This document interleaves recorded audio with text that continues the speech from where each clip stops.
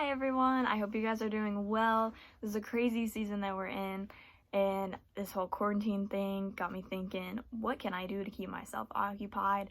Never thought I would come to making a YouTube channel, but I wanted to just use this as an opportunity, do something positive, reach out to others, try and teach, encourage, share the love of God. So I believe that there is a word that He has laid on my heart, and I want to talk about confidence today. If you guys have a topic that you want to hear about, please comment down below. I will be sure to look at those. If you want, I'll put my email in my bio. That way you guys can shoot me an email. Let me know what you want to hear about. So yeah, let's get this thing started.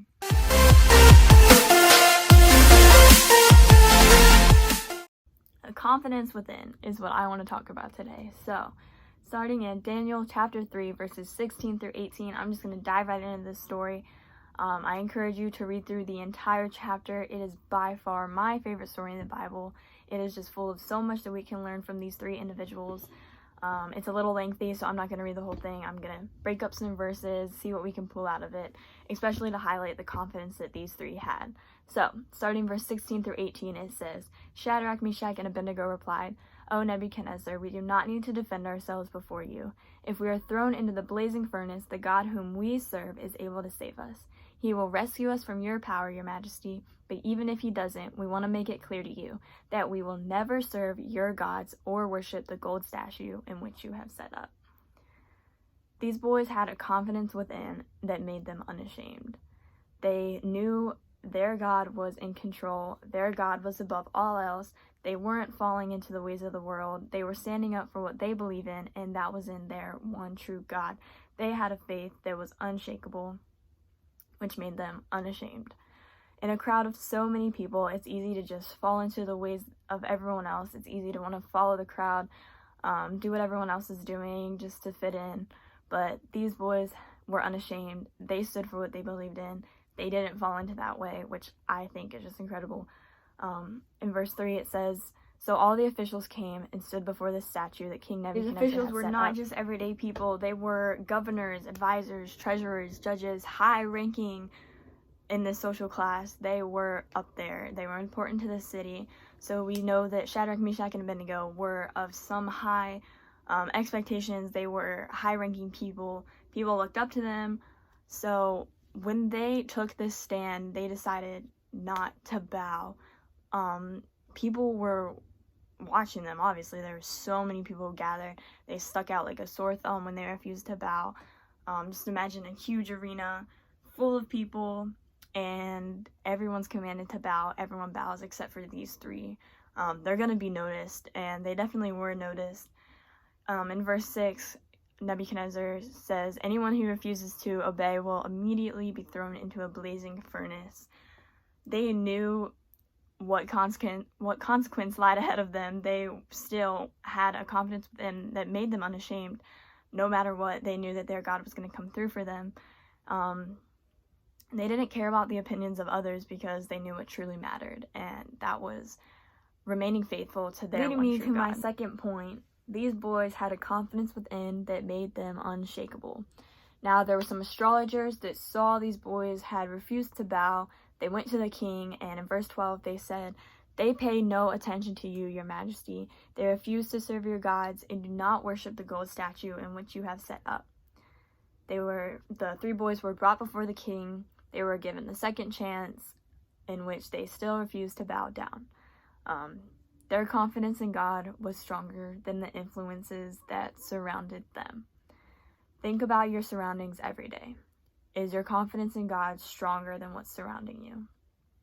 It could have been so easy for them to just be standing up there. They were brought before the king. They were brought in front of all these people. They could have easily just said, okay, we'll bow. If that's what it's going to take, we'll bow down. But they didn't. They stood for what they believed in. They had a confidence that no matter what the outcome of the situation was, that God was going to come through for them. And if we can have that attitude about our everyday lives, about our surroundings, then we can stand up to the lies, the things that are thrown at us day in, day out, if we have a strong confidence built up in our one true God.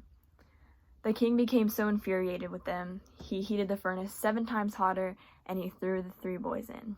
Which brings me to point number 3. They had a confidence within which led them to be unharmed.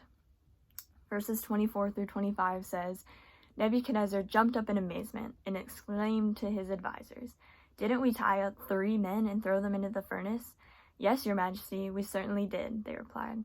"Look," Nebuchadnezzar shouted, "I see 4 men, unbound, walking around in the fire, unharmed, and the 4th one looks like a god."